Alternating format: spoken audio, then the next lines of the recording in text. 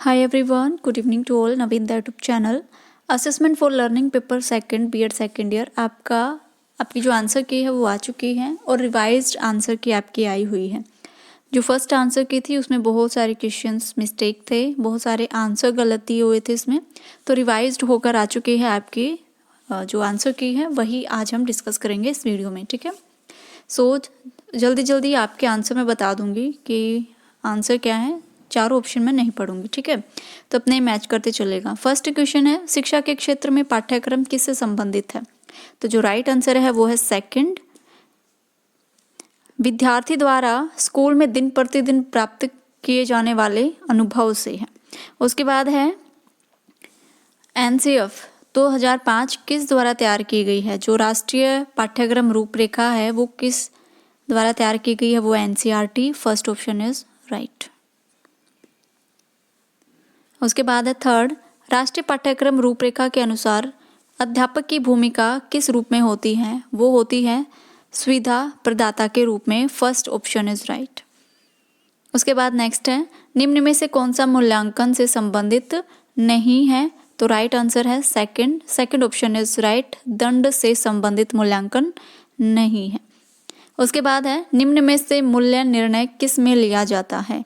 Right answer है first, मूल्यांकन में। First option is right. उसके बाद है, ब्लूम की परिवर्तित वर्गीकरण कब दिया था? जो रिवाइज्ड ब्लूम टैक्सोनॉमी थी वो कब आई थी? वो आई थी आपकी 2001 में। Second option is right.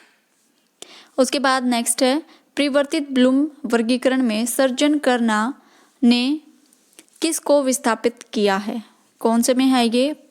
तो राइट आंसर है आपका सेकंड, मूल्यांकन में ये निहित है। उसके बाद है, अभिज्ञान किस वर्ग से संबंधित है? ये है आपका फर्स्ट, याद करना, रिमेम्बरिंग से। नेक्स्ट है, निम्न में से कौन सा औपचारिक आकलन का तरीका नहीं है? यह है आपका वार्षिक परीक्षा। Second option is right. उसके बाद है, किस आयोग ने मूल्यांकन को सतत प्रक्रिया कहा है? कॉन्टिन्यूस प्रोसेस किसको कहा है? किसने कहा है? फर्स्ट है ऑप्शन कोठारी ने मूल्यांकन को सतत प्रक्रिया कहा है। उसके बाद है, कक्षा आधारित आकलन का आवश्यक गुण है? वो है आपका फोर्थ, उपरोक्त सभी। दिन प्रतिदिन का कार्य, मौखिक आकलन, कौशलों का आकलन सभी हैं। Fourth option is right. उसके बाद है, भावात्मक पक्ष में परिवर्तन को मापने का सबसे उपयुक्त यंत्र कौन सा है? राइट आंसर आपका सेकंड, अवलोकन। उसके बाद है, निबंधात्मक परीक्षा होती हैं, कैसी होती हैं ये? राइट आंसर आपका थर्ड, अधिक आत्मीय, मोर सब्जेक्टिव्स होते हैं इसमें निबंधात्मक परीक्षाओं में। उसके बाद है, किसी टेस्ट की वैध कहा जाता है यदि वह, राइट आंसर है आपका सेकंड, यदि वह वही मापता है जिसका यह दावा करता है। Second option is right. उसके बाद नेक्स्ट 15, संचित अभिलेख में क्या शामिल है? संचित अभिलेख में है अशैक्षिक उपलब्धि, शैक्षिक परिणाम, व्यक्तित्व, ये चारों ही सम्मिलित हैं, ये तीनों ही सम्मिलित हैं। तो राइट आंसर हो जाएगा आपका फोर्थ। उसके बाद नेक्स्ट है, एक अध्यापक किसी विद्यार्थी के कम अंक आने के कारण को देखने के लिए कौन सा टेस्ट बनाता है? राइट आंसर है आपका फोर्थ, उपचारात्मक, डायग्नोस्टिक टेस्ट। उसके बाद नेक्स्ट है 17, किसी परीक्षा की वैधता के साक्ष्य हैं? संरचना, विषय वस्तु, मापदंड, ये सभी। तो राइट आंसर हो जाएगा आपका फोर्थ, ये सारी ही चीजें हैं। उसके बाद है 18 क्वेश्चंस, किसी परीक्षा की विश्वसनीयता अच्छी है यदि? राइट आंसर है आपका सेकंड, अंकों की विश्वसनीयता। तो राइट आंसर माना है यूनिवर्सिटी ने सेकंड, अंकों की विश्वसनीयता, मुझे इस पर डाउट है। उसके बाद नेक्स्ट है, बहुविकल्पीय प्रश्न विद्यार्थी की किस योग्यता का आकलन करता है? राइट आंसर है 4, सही उत्तर का प्रत्यास्मरण करना। नेक्स्ट है, मूल्यांकन के उपकरण की वस्तुनिष्ठता का संबंध है? राइट आंसर हो जाएगा आपका फर्स्ट, परीक्षक और परीक्षार्थी की तरफ से बिना भेदभाव। First option is right. अगर आपको इनमें भी कोई डाउट हो कि आपके अकॉर्डिंग राइट आंसर नहीं है तो कमेंट कर सकते हो आप। नेक्स्ट है, चेकलिस्ट का प्रयोग एक अनुसंधानकर्ता द्वारा किस लिए किया जाता है? फर्स्ट राइट आंसर है इसका फर्स्ट, किसी पद की उपस्थिति और अनुपस्थिति को ज्ञात करने के लिए। नेक्स्ट है तुरंत प्रतिपुष्टि अधिगमकर्ता को कब दी जाती है।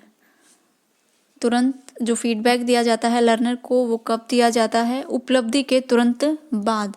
ठीक है, फर्स्ट ऑप्शन इज राइट, उपलब्धि के तुरंत बाद ही फीडबैक दिया जाता है। उसके बाद नेक्स्ट है शिक्षण अधिगम में आत्म आकलन किसके द्वारा दिया जाता है। राइट आंसर है आपका फर्स्ट, विद्यार्थी के द्वारा आत्म आकलन दिया जाता है। ठीक है, फर्स्ट ऑप्शन इज राइट। उसके बाद नेक्स्ट है उपलब्धि परीक्षण बनाए जाते हैं।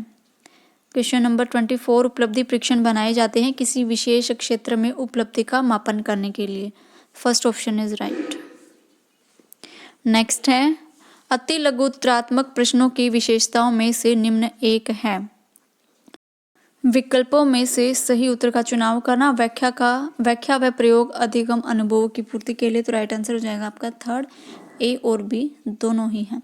उसके बाद है 26, विचारों की अभिव्यक्ति एवं भाषा के ज्ञान का मूल्यांकन सभी अच्छी तरह किया जाता है। तो राइट आंसर हो जाएगा इसमें निबंधात्मक प्रश्नों में। Third option is right. Next है 27 क्वेश्चंस, निम्न में से कौन सा पद विश्लेषण का कार्य नहीं है। आंसर है आपका फोर्थ, अंकन कुंजी तैयार करना। नेक्स्ट है परंपरागत मूल्यांकन प्रणाली में विद्यार्थी का मूल्यांकन किया जाता है। राइट आंसर है फर्स्ट, शैक्षिक स्तर के अंत में। First option is right. Next है CCE शब्दावली का संबंध किससे है, मतलब इसकी फुल फॉर्म बतानी है।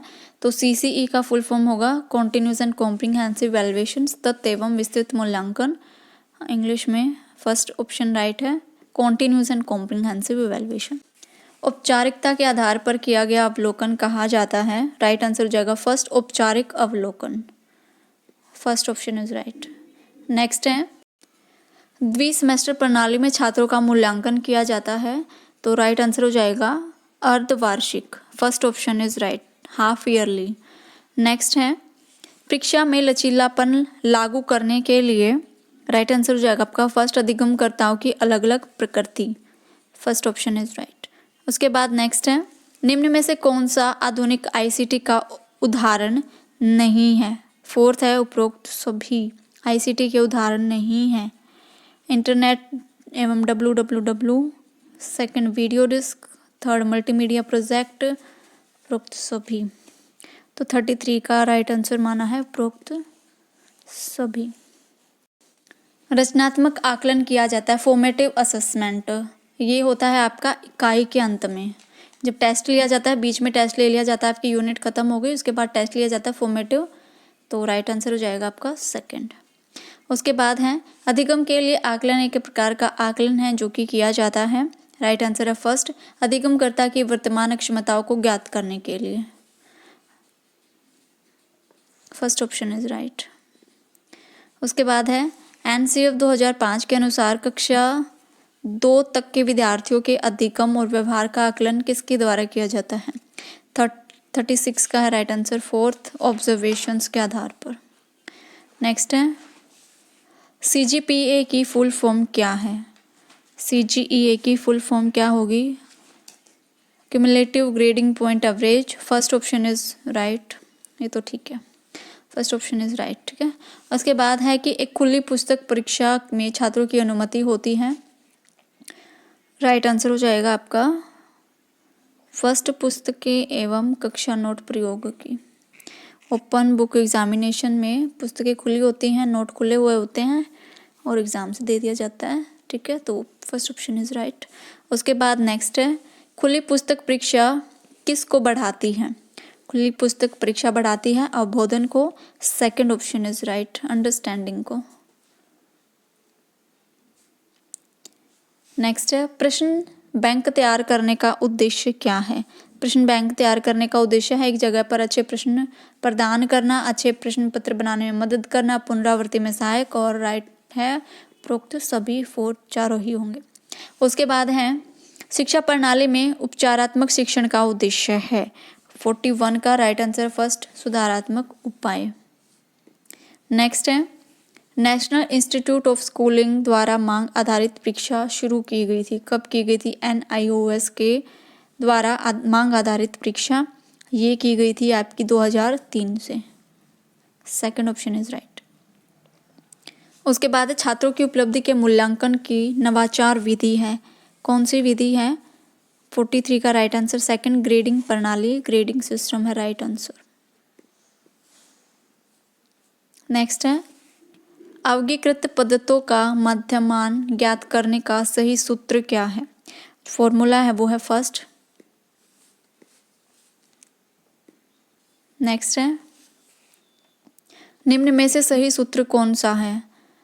बहुलक निकालने का ये बताना है कि इनमें से सही सूत्र कौन सा है, तो फर्स्ट ऑप्शन इज राइट। ठीक है, फर्स्ट ऑप्शन इज राइट। उसके बाद है विस्तार निम्न में से कौन सा मापता है? कौन मापता है विस्तार? फर्स्ट ऑप्शन इज राइट, केंद्रीय प्रवृत्ति, सेंट्रल टेंडेंसी। नेक्स्ट है सहसंबंध गुणांक का मूल्य निम्न के बीच में होता है। 47 का राइट आंसर है सेकंड। नेक्स्ट है सामान्य वक्र की आकृति कैसी होती है? ये होती है आपके घंटी के आकार की। First option is right. उसके बाद है सामान्य समवाय वक्र के केस में क्या होता है? मध्यांक व बहुलक का जो मान होता है वो बराबर होता है। ठीक है, first option is right. Next है नामित मापनी निम्न में से किसका प्रतिनिधित्व करती है? ये करती है आपके चारों मापनी में सबसे निम्न स्तर का। First option is right. MDU का तो फिर भी ठीक आया था सेकंड पेपर, लेकिन जो सीआरएसयू में था जो 4th यूनिट थी मोस्टली उन्हीं में से क्वेश्चंस आए हुए थे। लेकिन यहाँ पर आपके जो 4th यूनिट है ये लास्ट में ही दी हुई है, बहुत अच्छे से पेपर आपका अरेंज किया हुआ है। सीआरएसयू का देखोगे तो बहुत ही ज़्यादा हार्ड पेपर माना जाता है आपके कंपैरिजन में। तो ये आंसर की थी आपकी एमडीयू की तरफ से, रिवाइज्ड आंसर की है ये। तो आपको अगर फिर भी कुछ क्वेश्चंस में डाउट लगता है, मुझे डाउट है कुछ क्वेश्चंस में, तो आपको भी लगता है कुछ क्वेश्चंस में डाउट, तो आप मुझे कमेंट कर सकते हो कितने आपके आंसर बने, कितने आपके ठीक हैं, रिवाइज्ड आंसर की कितनी ठीक है, कितनी चेंजेस हुई है। बहुत सारे क्वेश्चंस हैं जो इसमें चेंज हुए हैं। ठीक है, तो कमेंट करके ज़रूर बताना और अपने फ्रेंड्स के साथ ज़रूर शेयर करना वीडियो को, ताकि सभी को आंसर की मिल सके, रिवाइज्ड आंसर की मिल सके। ठीक है, ओके, थैंक यू।